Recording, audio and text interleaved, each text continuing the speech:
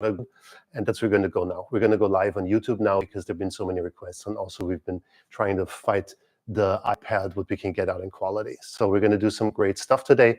Look forward to it. We're going live now on YouTube. Thanks everybody for joining. So, Danny, we're live. Awesome. So this looks a little bit like Slaja points out, like the Big Brother studio. We're not the Big Brother studio. We're doing lighting tests, and we're checking out what we can do with light. Bringing in my knowledge is 20 years as a gaffer. So it's all really relaxed. And thank you, Dan is joining us in today because we're having questions on YouTube and then we're having them on Instagram. So just to make sure we got that, and Louise is here with her nice little duty dolly following us around as good as we can. So let's get started on this. We're talking about portrait lighting. We're talking about facial lighting today, right? And Lightbridge is all about the fundamentals of lighting. So we have to go into that and really look at that. And first, I really want to point out something really basic. If you look at Slaja's face, it's really clear what's happening, right? We got all this beautiful hair, and then we got the face. And when we look at a face, and that's the interesting thing that we first have to look into, we have to look at the saccades. What is this? So if we look at this drawing here for a moment, what it shows here is that how are we looking at a face? And what happens is, you know, that's been done in the 60s in the psychology with the laser tracking of the eyes. They found out that first we look at the eyes, then we look at the mouth, and then we look around. That's really interesting because when we look at the face, we don't think about it. We think, oh, it's a face. And then we make our, you know, do we like the face? Don't we like, do we like the person or don't? But if you look at the saccades, what we can see is, I'll come a little bit closer, then maybe we got a better chance to show this. There we go. So you see the saccades here. So basically, if you look at the top one, you see how flatly it's lit. And then we see how our eyes are moving around, first around the eyes over here, then down to the mouth, and then all around. But now look at this. This is really cool. Look what's happening when we start to not light it flat, but we're actually adding more structure to it with shadows. Look how little we have to look around, because all we're looking for is eyes, and we're looking for a mouth, and then a little bit around. That's all we need. So by actually using shadows to shape a face, it's actually becoming better. So that's something that we always have to look out for when we're lighting a face. It's not just saying, do we see everything? Because if we see everything, we're not seeing anything. We're looking everywhere, but that's the one we want. We don't actually want to focus on something. So that's actually what we're doing. And if you're wondering why it's so far behind here on Instagram, please, we got a YouTube channel. Everything's being recorded, so you could go back later too if you want to. So you can look at that to see how it looks in a better quality. Okay, so that's just about the saccade, something we really have to look into. And I actually want to quickly dip into that a little bit. So if you go back to the old masters of filmmaking, John Alton, there's a great book at this that's called Painting with Light. And in this, John Alton describes how he actually lit a face, you know, back in the 40s, I think it was at the time. And I quickly want to show you this. Danny, could you turn off the live sign back there? Then we got a better chance of looking at the light. And then what we're going to do is, Louise is going to focus on the face. I'm going to turn on the light, perfect. And then Danny, if you switch to the master camera. So there we go. Okay, so what are we doing right here? We ignore everything around. We just look basically at the face. I'm holding an light bulb here. I'm just turning off all the lights. So we just really focus right now for a moment on the face the way it is. Okay, so we jump back in again. Louisa closes down the f-stop a little bit more so it's darker. There we go. When Louise is ready, then Danny jumps. Perfect. Okay, so let's look at the face for a moment here. And Louisa, can you close down a little bit more? Even more? So there we go. Okay, so what do we see when we first look? We have like dark eyes if I go over here, right? Because we're having shadows. So what Alton describes, he always takes a light bulb and then he tries to figure out what's actually happening. So he's figuring out, when do the eyes first get light? See, you have the eyebrows, they're taking away the light from the eyes, and then all of a sudden they start to pop and we lose the shadows from the eyebrows, and all of a sudden we got the face. And at the same time, if you look further down at the nose, you see how the nose shadows moving. And by moving the nose shadow, we see a lot about the, you know, the structure of the nose, but we also see what's happening with the lips. Now we're coming to the front, and then we can really find out in that kind of a way, where is largest, her chocolate side, where is it better, from which side should we light the face, what's happening with the cheekbones, for example. It's a great simple way just to take a small light when you're doing makeup tests or, just on the first shot, just to quickly figure out what's actually happening with this face before we got too much stuff going. So that's actually a really cool thing to play around with, to understand the face and understand, what are we trying to create with the light that we're doing. Okay, I hope this little trick helps. I definitely learned something from the book. Then we open up again, and I'll turn on some fill light just for the moment, and I'll turn this back off again. So it all comes down back to when we're looking at the saccades, right? It's all about what's happening with the eyes and what's happening with the mouth. And that all has a lot to do with the nose and the way it's coming in. So we go there. Okay. So Dani, you take the remote control. Is our first time here, and then you can go back. No, not this one. The other one, there's a black one there. And then you can just press any button on it. Good. Okay. So next up. There we go. Next up. So what we also should look at now, we looked at what's happening here with the forehead, with the eyes, with the nose, and the mouth. And there's something to point out there, because we're always so used to saying, oh, we want beautiful lights, so we set up big lights. But what's actually happening is we see everything in those eyes, right? So everything that we put into the eyes is taking away from the color of the eyes. So I'll show you this quickly in a picture over here, that you understand it. So Louisa, I'll come up to the front again just to show you. So basically we have an eye here, right? So this is almost Slade's eye in a close-up over here. And you can see how clear and how beautiful the colors are, right? But that's because there are no reflections in the eyes. And we always think we have to put like a point of light into the eyes, but actually we don't. Actually, what's happening is we want to see color, because again, as we think about the saccades, it's all about that we first look at the eyes, because look what happens if we suddenly set a softbox in there. See, you're not looking at the eye anymore. All of a sudden you're looking at this white thing here, because you always first look at the brightest thing. So that's the spot. In the master shot, totally white back, it wouldn't matter, but in a close-up, it definitely would. So we need to take care of maybe more lighting from the side to make those things work. Good. So there we go for the eyes. I want to show you something really cool next. When we go back into the history of lighting, right? And in that case, of course, we're talking about paintings, right? Quickly want to show you an image here. If I can find it, there we go. So we have this classical portraits, right? That's the way people used to earn their money back then, the way they were using light, doing portraits. And we remember this Rembrandt triangle. It's not here completely perfectly, but actually there was always the golden standard to say, if you want to light a face, you want to have a bright side, you want to have a dark side, because you always want to have some contrast going on. So they intuitively, even if they did not have the tools at the time, knew that contrast actually helping us to understand the face. So when I visited the Rembrandt house in Amsterdam, I saw something I'd really love to share with you, the way he actually created this triangle, the way he was lighting. So let's have a quick look at that. Dani, if you go back to the master camera. So there we go. So I'm just doing that, everybody can follow what's happening. I'm turning on a Vortex V8 in the background outside of the window, and I'm turning off the fill light inside of the room. Louise has to open up the F stuff for that one. Yeah. Okay, perfect. We can go back into the close-up, please. So look at the face. So we have the triangle here. There we go. And what we see over here is the triangle, right? And we have a beautiful soft light coming inside. But if Louise, if you please zoom out, do we show what we actually set up over here? Okay, what's the setup here? What we have here, what I learned from Rembrandt, is he covers the bottom side of the window. Why does he do that? Because he wants the light to come more from the top down. So outside's the sky, right? We recreated this now here in the studio. But what he did is, Louise, if you just can pan up a little bit more, what he did is he just took a sheet and he clamped it to the top of the window and drew it in. You know how we're always used to doing like fill light coming from the front around? So what Rembrandt was doing, if you zoom down, take down a little bit, Louisa. Yeah, there you go. So you have the light wrapping in from the window, and now it's coming down. If Louisa pans down to the face again,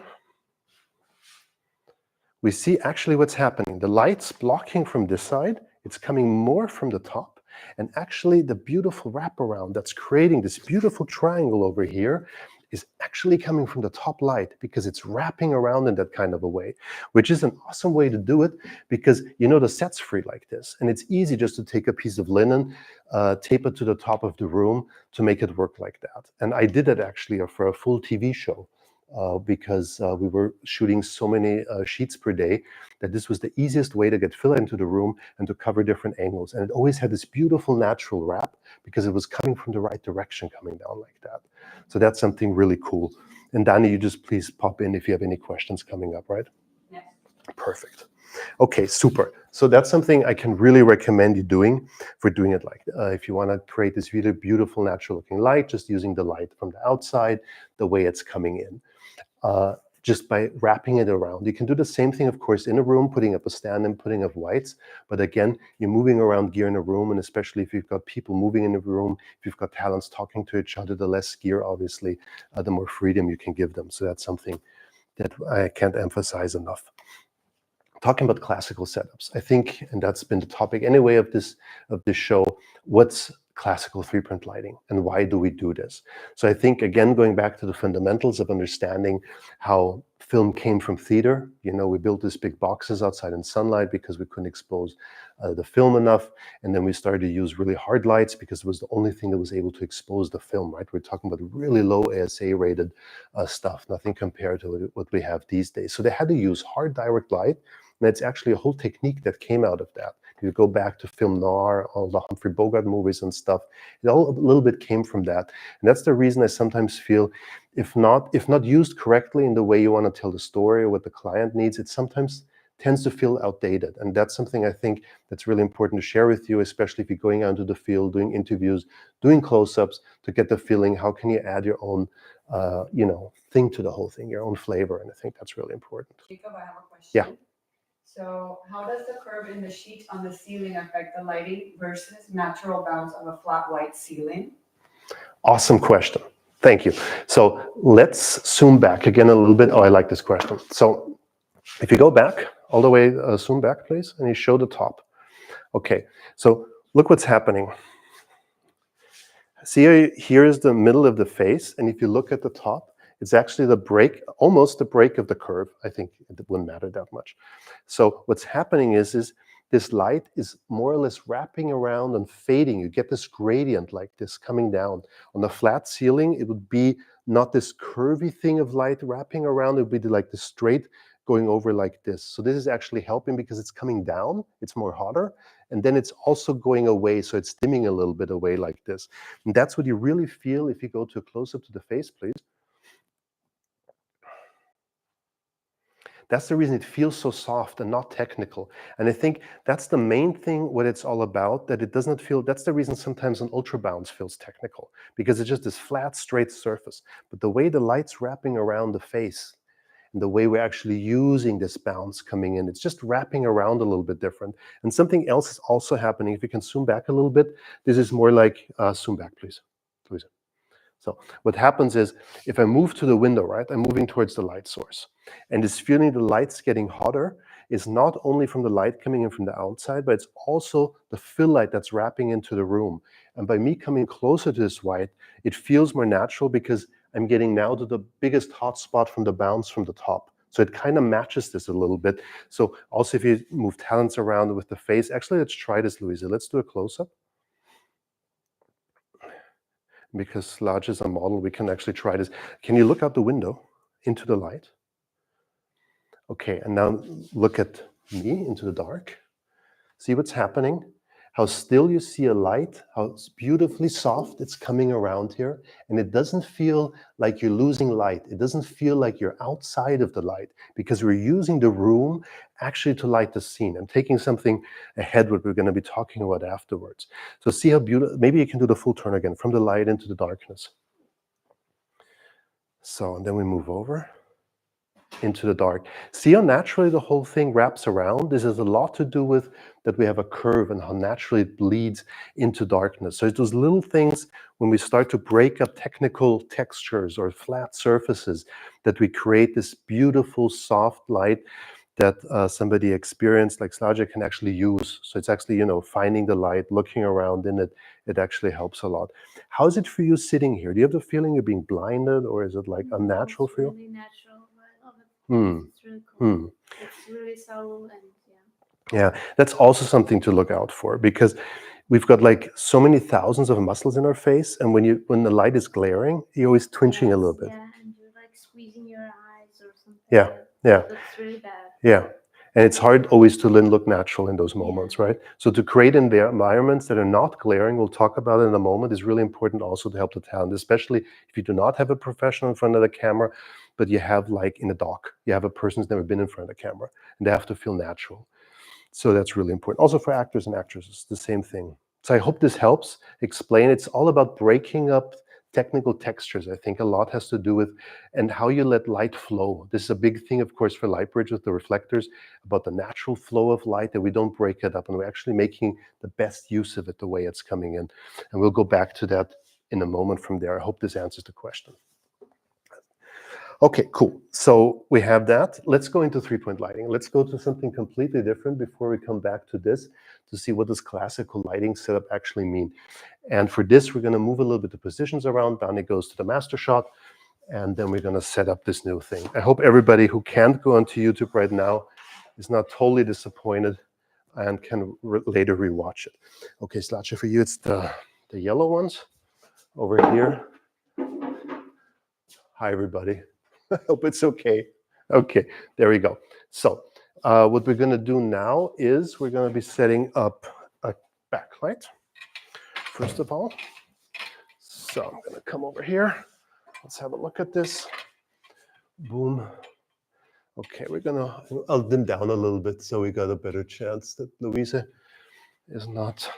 I'll turn off the light in the back, and then the vortex, there we go. So we just look at some backlight now. Okay, we can swap again now. So now obviously a few things are happening here, and I'll try to focus myself just on when we talk about classical light and what this means. So when we talk about a backlight, right, what is it? What we see all of a sudden is, Louisa, maybe you can close down a little bit more even the f-stop. Yeah, they really don't see the face. So what's happening here? Just to show you the extreme again, right? So all of a sudden it's dark, right? You can't see anything. And when you turn it on, ooh, there's something here. There's some difference to the background. We could do the opposite too when creating a silhouette. We could put the light to the back. We'd also see, oh, there's a person sitting here, but it's a completely different thing. So in our case, because we'll definitely want to have some light in the background too, we want to say, hey, let's put some light onto the hair. Let's get the person molded out from the background. So then what we have as a second is we obviously have to have a light from the front. And that will set up right now. Fast and easy. I'm just using some aperture 60Xs here right now. Nothing really special. Okay, perfect. Thanks for the swap, Donnie. Okay, so we're going to first go classical before I show you what the natural light does. So we're going into the face. So again, first, we can play around. And here we go a little bit back to what John Alton did. Please ignore the cable in the background. But I think you all professionals.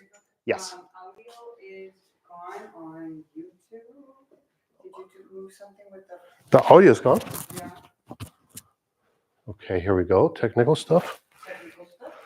But I hear it, so it should be fine. No, actually, I'm here. Is it live? Are we getting complaints?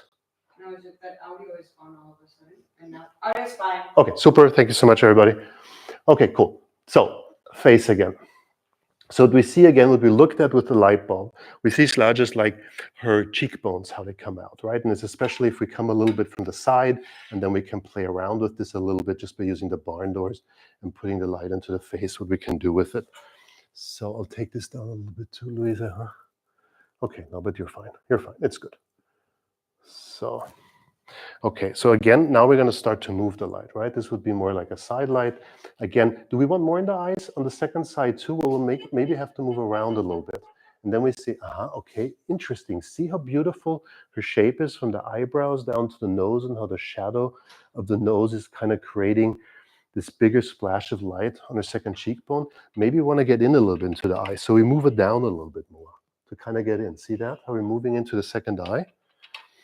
So that has everything to do with playing around with it, right? And it all has to do with having good gear that actually gives you the chance to play around with these nuances. And don't be afraid to play around. I think that's something I had to learn as a professional, that you get to start to play again, because that actually gives you the chance to find stuff, you know? So we can also be more like Hollywood style, more from the front, top down. Then we kind of create this kind of a no shadow. Right now not. I'll come closer to do a little bit more about this. See, how does the frame look? See, it again looks completely different. You see our face changes? Just because the cheekbones are kind of coming in, but we still got a nice splash of light in the eyes, and also our front light is creating the eye light as well. We even could move maybe a little bit back to create this. So this would be something classic. We'll remove kind of from the background. I'm faking the background a little bit here. Please don't be offended by this. Of course, usually what you would do is you would take it down maybe a little bit, and then you would set an extra light for the background. But just for the case, because we're talking about the portraits and the face, and how we then can create some kind of a splash or some kind of effect in the background, comes, I think, with the whole task a bit. Jacob, Yeah. I have a input. Yeah. Would love to see some tricks about deep set eyes from Ian Pedersen. Love this method, but a lot of male actors and models have such deep set eyes that if you're trying to present them a certain way, toppy is too much. Yeah, it's very true. And I've also had the same thing in Asia, where it's impossible to get the face, to get the eye light from the same position like this. At this point, when you start working with this, and I do want to point this out too, is that you got to have people that are really precise in front of the camera, right? So, for example, if Slaja looks over here into the dark, let's do something. Okay, it's hard to make it look bad. Let's try. Okay, so maybe we don't like, I don't know, maybe we don't like the shadows now, the nose, for example, right? So, but she can absolutely correct that by looking up a little bit and more in, boom, it's gone, see? It's better. So just by correcting the position of the face, it has to be so precise. And I felt that, you know, it's been a long time since we had people that actually want to step onto marks. All the acting has become very fluent and natural, and we have to react with the light like this. So if you have deep set eyes and you actually still want to say, look, the person can be in position like this. Aslaja, can you look at the front again, please? I'll try to imitate it a little bit by going up higher. Let's see what happens here. Okay, so maybe, yeah, who knows, maybe something like this. At this case, you would need a little bit of fill light, right? That would be your third light source that you're setting up. In this case, because I just can open up the barn door, since Slaja actually has on something white, I could just go ahead and add a piece of white into this, and it would totally do the job. I don't have a piece of white now. I can get a piece of white. Give me a second. I'll totally fake this right now. I love this. So basically, if I take a piece of white and I just put it here, see how the eyes start to go up and it comes back again. So I'm just adding a little bit of bounce from the bottom and getting it back. And as you see, everything reflects. I don't have to get a diff 4 to make it work. It doesn't always have to be Lightbridge to make it work. But that's something just to settle into the dark eyes and still keep this kind of a glamorous feeling with it to make it work like this. Okay, so I hope that helps as a little trick. At every point, you know, it has to be very precise movements to make that work at that point. Yeah, so there we go. And again, I must say this lighting setup came from the time of saying we don't have enough light. It has to be direct, always into the face. Now I want to show you something. If you go into the close-up again, please, Donnie. Look what happens now, because this is obviously something that we can do these days because we don't need as much light. I mean, I have the 60x at 2% right now. It's anyway a little bit crazy. So what I can do is I can take the direct light off the face. And Dan, if you, Luis, if you open up a little bit here. No, I can do it here. Sorry, it's all good. I'll push from down here. Look at this, how I can get light into the face. And I'm just using her clothes. So this is obviously going a little bit away from doing like doc style thing, but look at the drama of just saying, if you push some light into her clothes, if the camera range usually can handle this by now, it's just this beautiful thing. Maybe we do a little bit of that. See what I'm doing? I'm just opening up the barn door a little bit. That's all I'm doing. I'm just playing around a little bit with the whole thing of this, but I'm actually starting to use it. And this comes back again to playing, that I say I pan it out. I pan it in, and I find sweet spots of things that are happening. for what I'm using. So I think this playing around, oh, look at this, maybe something like this. Or maybe it's better that we go down here and then we dim it down again. Oopsie. Because we already had too much. See, all of a sudden stuff's happening. Not because I'm directly lighting into the face and then putting a frame in, just by playing around with the position of the light. And Slajji, could you just bend forward a little bit and go back again? Okay, this is a little bit too much for us. Let me see if I can do this again.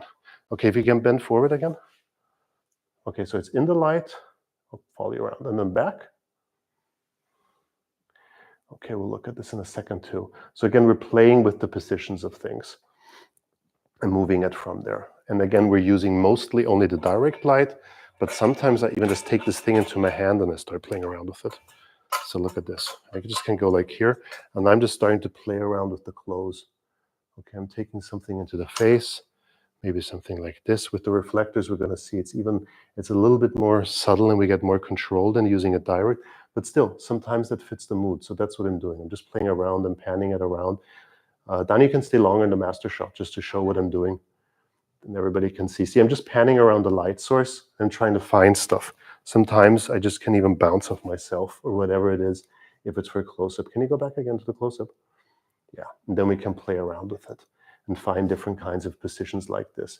And this backlight usually is something that we just always refer to, and it always has this feeling of this kind of staginess, right? It's something very traditional that we all learned. We can do the opposite too, just to make a point here, that often it's much better to say, let's not do too much on the face, let's just put it onto the background here.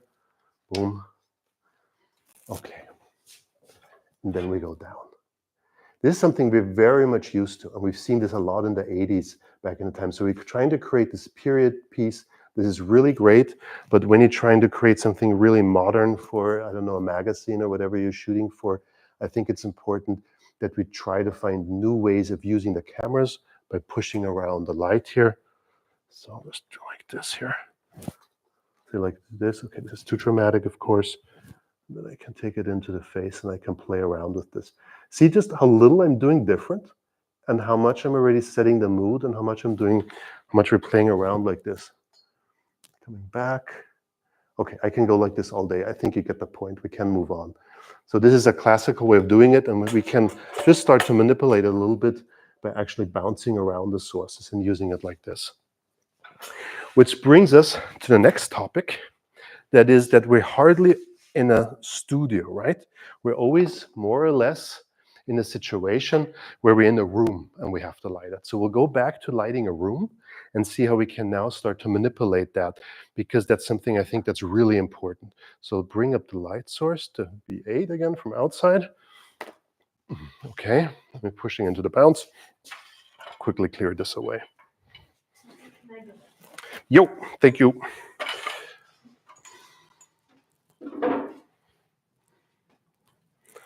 So, there we go.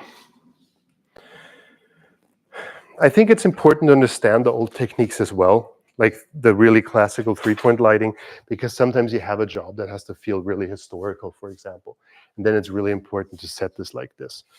So, but going back to something contemporary that we're shooting these days, right? So if we look outside, if you show a little bit of the window, please, Luis. Just zoom back a little bit. Yeah, see how I'm moving in the room and I'm coming into frame, and we can come here, and then we actually have this beautiful kind of a feeling of fall off. The thing is, and I think it always comes back to the main point here, and that's the really point I want to make today, is it's not about following classical traditional setups. It's about stories you want to tell. The stories about the people, the stories of the rooms, the stories of the days that we're in, the moods and emotions we're in. So we're not only lighting a face, we're always telling a story. Unless we turn off all the lights and it's completely dark, then we're in the radio. Then it's a different story. But as soon as we go anywhere, there is no light, because we need light to expose. At that point, we're telling a story. And by you telling your unique story or helping to tell a story that's happening, you can lean a little bit away sometimes, depending on who you're working for, from the traditional classical setups and find your own story to implement into this. And for example, if we look out here, for example, the story that's happening here, and that's the reason why does it look so natural. It has a lot to do with the colors that are coming in from outside, because camera obscura, you got a small hole and inside you see what's happening outside. That's always happening when we're using a window. So I really want to show you what's happening outside and what we're doing to create this natural, beautiful texture of light, because basically we're just doing a 6x6 bounce, but there's something special about it from a new friend of mine.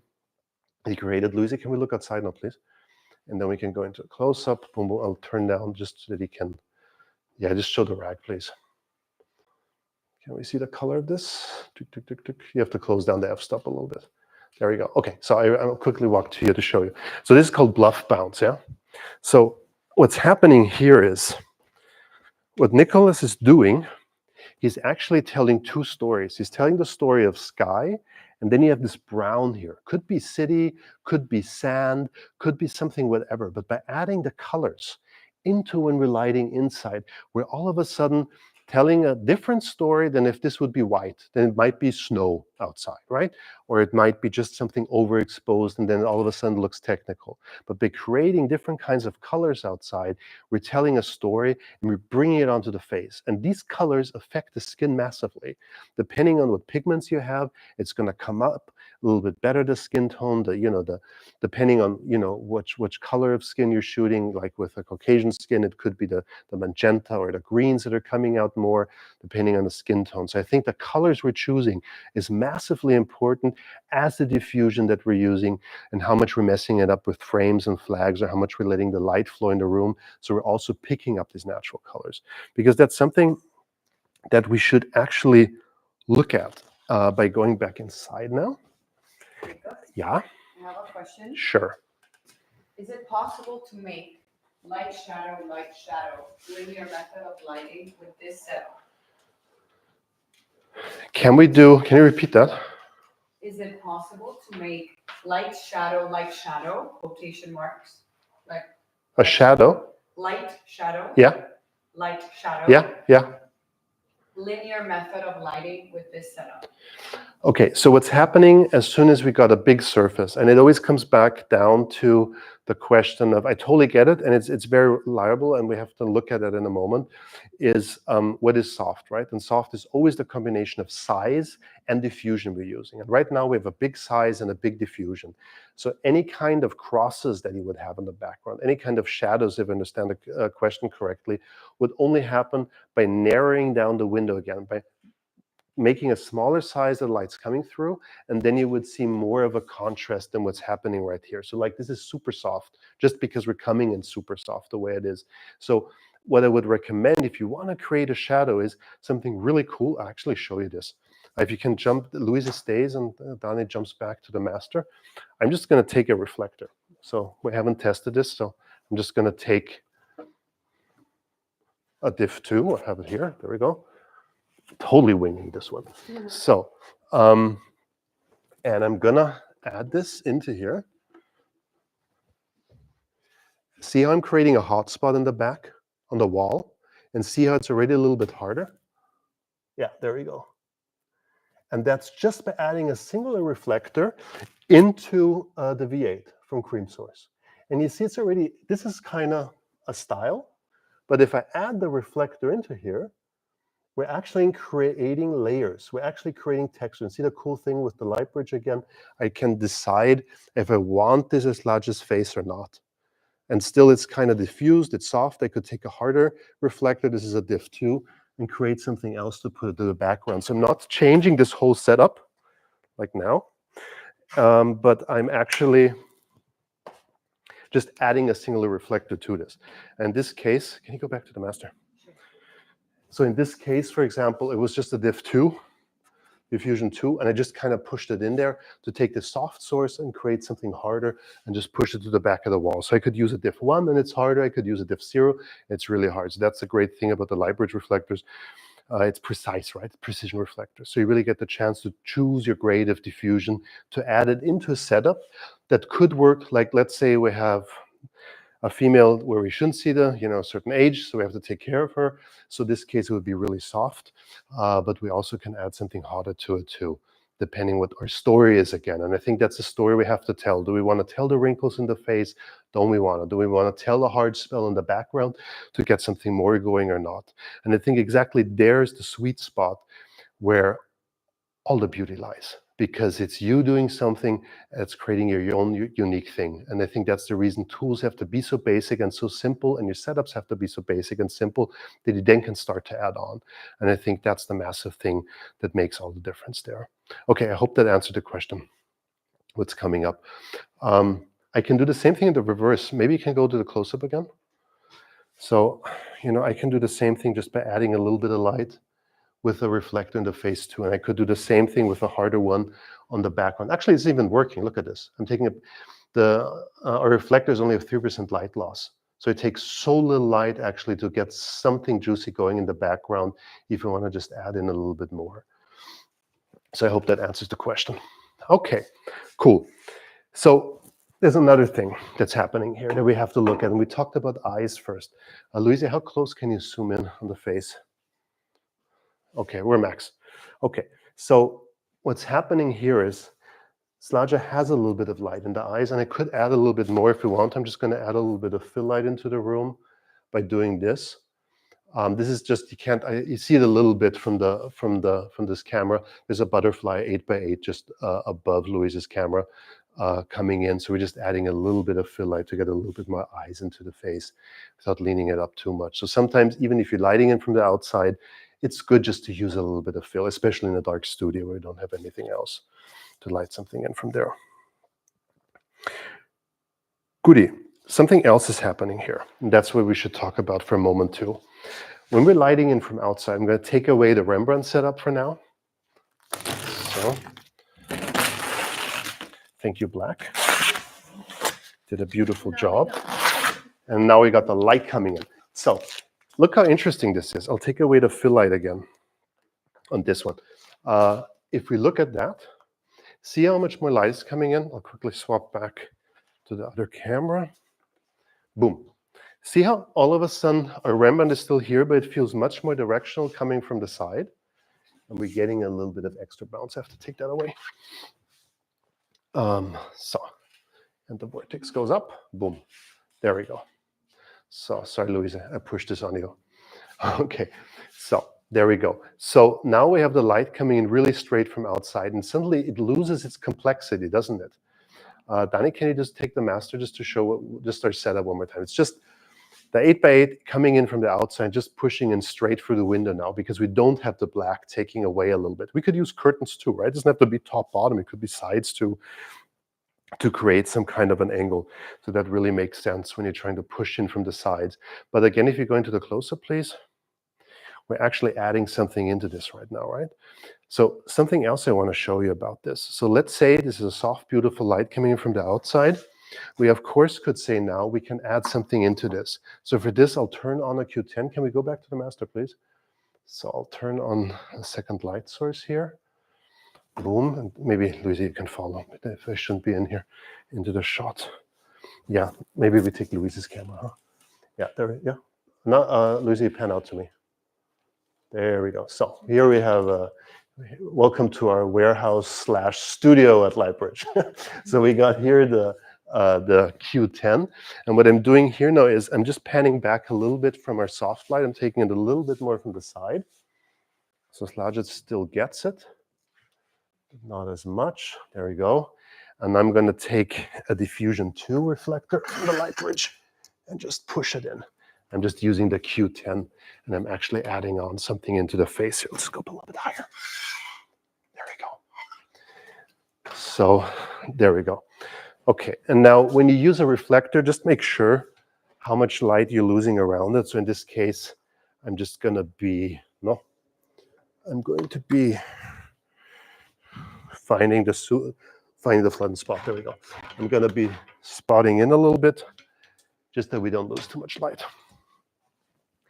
And now, if Louisa goes back, look at this. All of a sudden, we got a hard shadows we were talking about earlier, right? So it feels more natural. So why is this? The reason is we're using a light source, we're going into a reflector, we're going back, we're doubling our distance. With the precision reflectors, I've now got a chance to say, how much light do I want? Now it's gone. Now it's just a fill light coming from the bluff bounce.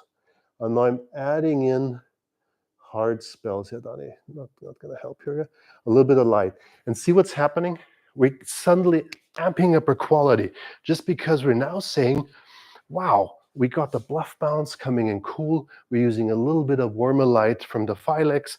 We might even go down a little bit more if we're having fun. I'll go down to 4,500 Kelvin, make it a little bit warmer. And see suddenly how the mood's changed and how much we're changing the atmosphere that we're lighting just by panning around. I'm out now.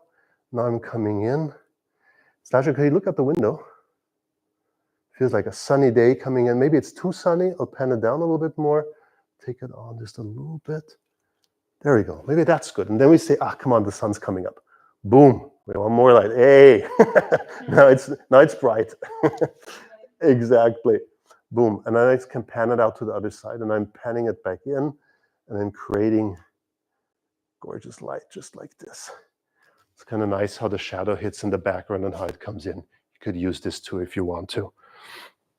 So if we show this quickly, the setup outside again, Louise, I think if you could just pan outside. Yeah, we've got the Q10, we got the V8, we got the bluff bounce, and then we got the diffusion too. So what's happening is we're doubling our distance here, and now we're actually lighting in to the room. We'd like to try something. Could you just pan back? Yeah, shows larger there, super. We open up the f-stop a little bit. Yeah, there we go. Oh, it's in too much. Yeah, there we go. Okay, if you go back a little bit more, zoom back a little bit. There you go, stop. Can you stand up, walk over to that side of the room and sit down again? Just that we see how to fall off what's happening in the room. Now you come back again, see the two colors, bluff bounce and the warm light. And now sitting down again. It feels so natural. You never have the feeling somebody's walking in and out of the light, because we're also using, and that's really important, this light over here from this wall is bouncing back. This wall is bouncing back. The floor is bouncing back. We're using all the light in the room to light a face, which gives our actors and actresses the freedom, gives Slasha the freedom to move around, not to be too glared, and at least she looks out directly into the light source, of course. But that really helps. And if we then say, well, it's too moody, Jacob, then of course we might have a little bit of fill light inside the room just to give it a little bit of fill. But again, we have to be careful not to overdo it to keep the moodiness of it. So for me personally, I think what we can learn the most from is if we try to keep a simple setup. You see, I did everything on my own, and we created so many different moons, and honestly, this was not rehearsed out there. It was just about me having everything on stands with rows, being able to pan and tilt around a little bit to get the light coming in into different directions. And I think that makes the most of it all. Okay, if there are no questions, we're going to go to the final part about it. We're going to go to our last point over here, and we're going to be looking at a snap bridge now. And the reason we're now moving over to the snap bridge is because everything we've learned right now from the big setups of lighting through windows is something we can recreate with something small, actually. And that's what we're going to be looking at. So let's see how much mess have I created to look at this. Okay, so what I'm going to do is, first of all, is we have, we're going to start with the backlight again. I'm going to turn on a spotlight aperture back there on the snap bridge. And I'll quickly dim this down because Louisa actually want to show what we're doing here. So let me dim this down so we can see this. So remember when I talked about we have the bluff bounce, and then we have something hard with the second reflector, and we're creating complexity? This is exactly what the snap bridge does.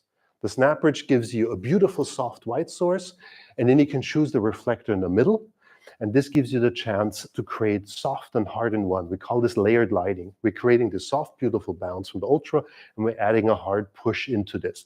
And really, you open it up, you take it down, you can watch the videos the way we set it up, and then you really get a small package size to create this big, beautiful light the way it works in a small, compact way, just like this. So I'll turn off all the lights so we just can look at faces again. Yeah, of course. Can I use, for example, aperture 600D instead of a sky panel? A 600D instead of a sky panel. So here's the thing. Maybe you go back to the master shot, Tani. Okay. Yeah. So here's the thing, right? There are no good and bad light sources. All the light sources do what they do. For example, the 60, the whatever, the 300, the 600, depending on what stuff you got in front of it, is going to give you harder or softer light.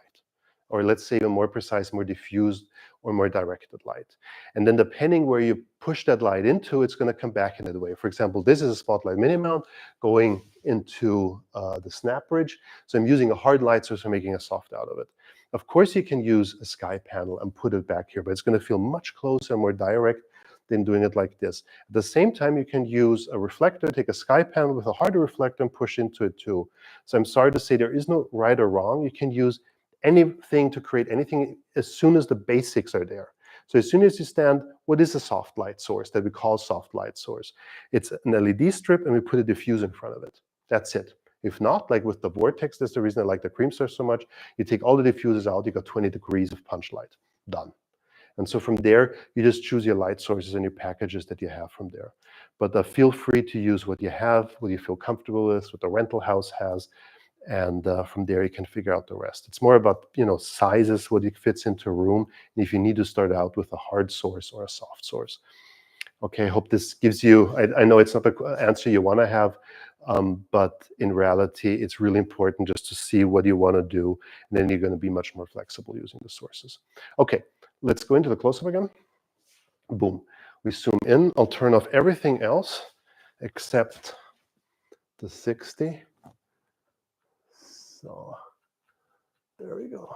Boom, full power. Turn off everything else outside. And again, we're back to just a beautiful backlight. Okay, see the difference that we had before by just having a hard source with the aperture light back here? Maybe that even helps to answer the question now. And now we're having a 5 feet soft light with a hard push. That's the reason we have this beautiful hot, juicy stuff happening here. But because of the 5 feet, it's wrapping around the shoulders and it's coming in. So if Slaja looks down a little bit so we don't see anything of the face, see a light still coming back because it's bouncing off the shoulders. It's like it's wrapping around from, maybe you zoom back a little bit, Luis, so we see the snap bridge plus the face. Yeah, see, so this is what's actually happening. Zoom back a little bit more. There you go. So you now have the soft light, a beautiful size of a light back there, but it's really lightweight, right? So the snap bridge is not like this big soft box you have to hang up. It's really slim in size. You just can put it to the back and you push it in the way it's wrapping around, and you still get light to the face. So why is this? Again, we let the light flow. We're using the room to light the face too, like we see the wall over there that's bouncing back. And that happens as soon as you start to use the precision reflectors that we have in the middle, because you're doubling the distance, and now the doubling the distance will also affect the secondary light source, because this becomes your secondary light source. This is actually bouncing back, and the clothes are bouncing back, and the floor is bouncing back. And again, it gives Slaja all the fun to play with it, to lean back a little bit, then you get some light into the face. Look at this, boom. All of a sudden it's there. It's just taking the, maybe you can zoom in. It's just taking the tip of the snap bridge, and it's coming down.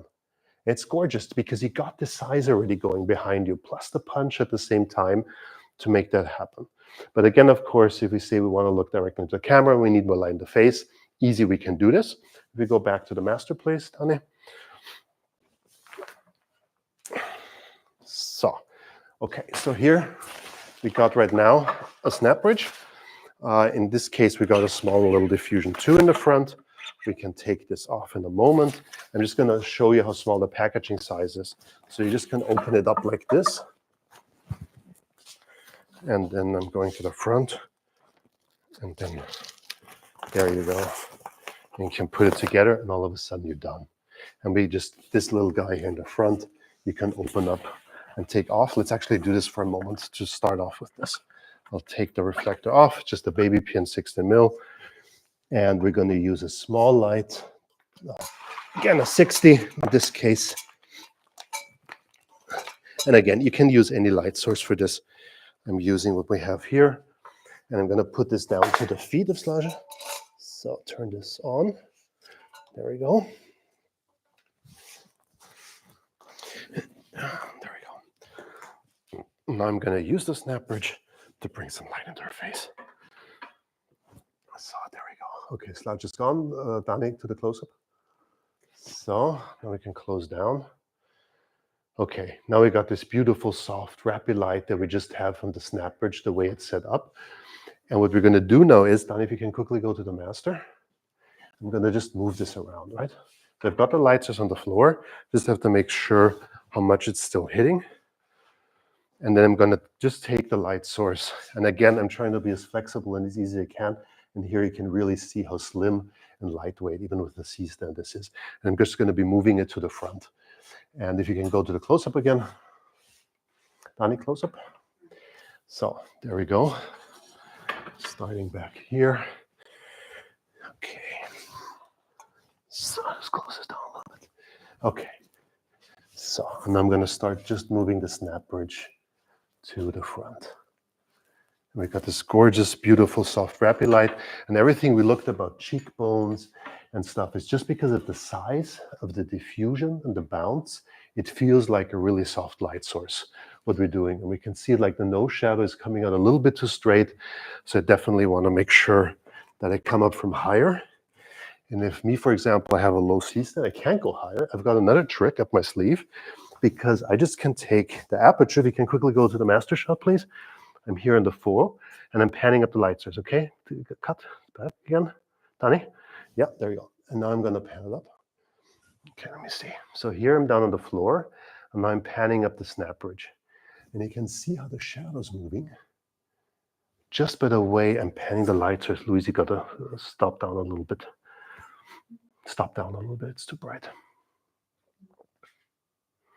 There we go. So this is a really cool trick, and I now at the same time can control my barn door. So even can say the light's just coming more from the top. See it? All of a sudden it's Rembrandt, and now when I come down again, it's more. I even can go like this. Then Louisa isn't finding the exposure. I just close the barn doors down a little bit, and I'm sliding down the light, just like this. Bottom and top. I'll actually show you this. Louisa, can you pan back? Just did you see what I'm actually doing? Zoom back. There you go. Boom. Okay, so what I was doing right now, I was saying, okay, full light on the snap bridge. Show the full snap bridge, please. Yeah. So, okay, Donnie can cut again. Thank you. Okay, so full snap bridge here. And now what I did is I just closed the barn doors. And obviously I can rotate them too a little bit if I want to. And I was just panning this from the bottom. I was panning it up. And this all of a sudden just gave me, because of the surface I have from the snap bridge, I got full modulation with no rustling of gear around, nothing happening. Really simple and easy to create it. The same thing, I can do the same thing with a spot. I just can take a little piece here. I can open this up and I just can pan this around. And so I can find where the face looks really good.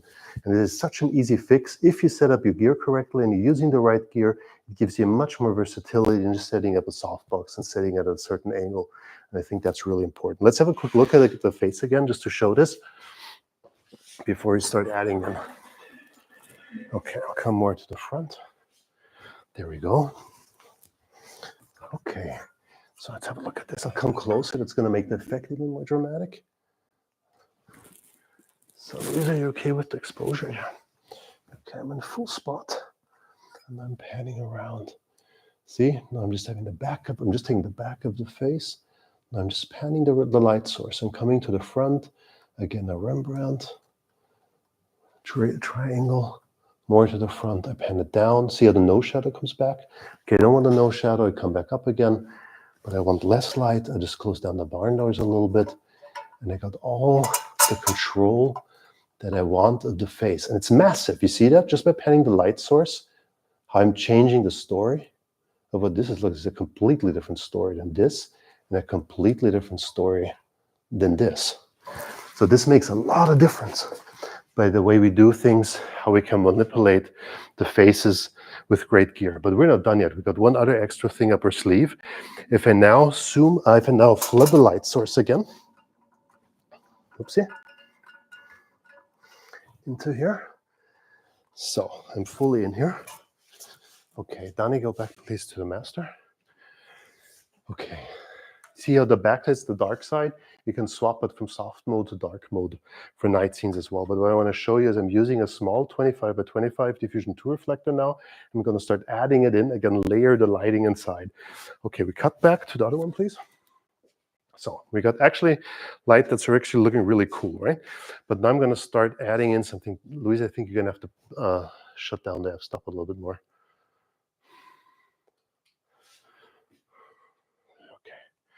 I'm here, and I'm going to start just adding in the light, just, you know, not even in the face maybe, just adding in a little bit. Let me see where I am here. Can you close down a little bit more, Louisa? There we go. Okay, so I'll come to the front, see it better. Okay, there we go. So, see how I'm just adding stuff? Just by adding a reflector, diffusion 225, maybe a little bit in the face, or I just want it on the background, or I pan it to the front and I'm using the reflector, do a little bit in the face, coming around, just to add another texture, another layer of something that's going on, not just to have a soft, big source, but actually add a little bit of push into it to get something going. And of course, the same thing goes again. If we say, well, Jacob, I need less contrast, there's already too much, maybe we come more to the front here. No, here, I'm in frame, happens. And then again, I start just adding in a little bit of something. Add a little bit more push. See how the quality changes? How the mood changes again, just by adding a little bit of splash of something, or adding a splash of the background. This changes the whole way we look at the face, or we have the feeling what's happening outside of frame. And again, this is the story we're telling. And this is the really cool thing about it. Jacob? Yeah. I have a question. Do you still stand by saying the quality of backlight doesn't matter?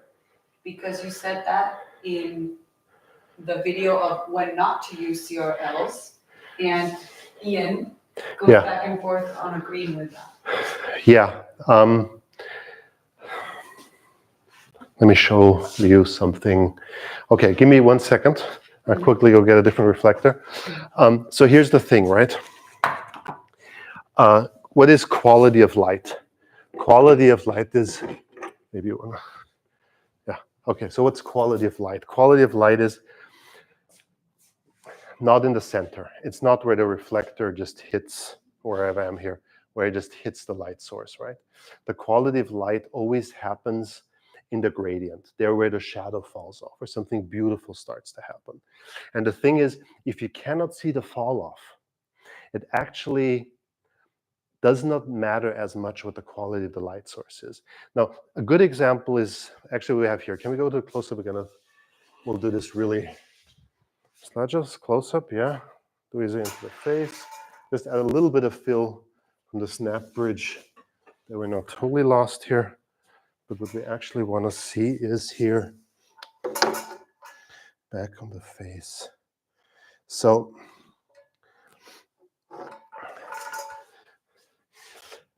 we used to use a lot of Kino flows, right? And what happened was using the Kino flows before we had the LEDs, it did, okay, I'm not going to do this. I can't see what I'm doing. I'm sorry. Give me a second here. So we're just going to look at backlight now. That's what we're doing. So, okay, here we go back to our backlight. So this is a soft bounce. I'm going to add something hard into this. See how it's just getting a little bit brighter, but it's not doing that much more to it. It's adding a hot spot maybe, the way I'm panning it around, but this could actually be a direct light source. And you wouldn't see so much of the difference of this. It would change if the person stands up or sits down, but just by the sheer angle of where it's coming from, it doesn't matter that much. I think the quality of light really has to hit when it hits the eyes, when it hits the skin. But for the backlight, that's the reason it doesn't really matter that much. Obviously, I've got more control with them with the diff 0 now, just the way I'm adding something to the shoulder, or what I'm doing over here, right? That could be kind of fun, maybe, just hitting a little bit. But that's basically it. So yes, I agree. It doesn't matter that much what the light from the background is. Okay, last but not least, what time is it, Dani? 7:59. 50? 59. We were running for 2 hours. No, 7:59. 59. We're almost done. Okay, 1 hour. The thing. Okay, very good. Here we go with communication. 1 minute. 1 minute, exactly. So what we're going to do is next time we're going to be looking at, I think we just have this 1 hour and then we cut. But basically, we have to look at how we can now use the reflectors in the close-ups. And we're going to do this in the next one. So we continue layered lighting and facial lighting in the next one. We're talking about how we now can really use our reflectors. Questions, please hit us out on Instagram, hit us out on YouTube, or just write us an email. We're here to support. Thank you so much for joining in. It's been very exciting. Thank you, Slažas. Thank you, Dani, and thank you, Luisa, for doing this. This is way more fun than me sitting alone during the pandemic in front of an iPad. Take care, everybody. Stay safe. Have a great shooting day. See you next time. Bye.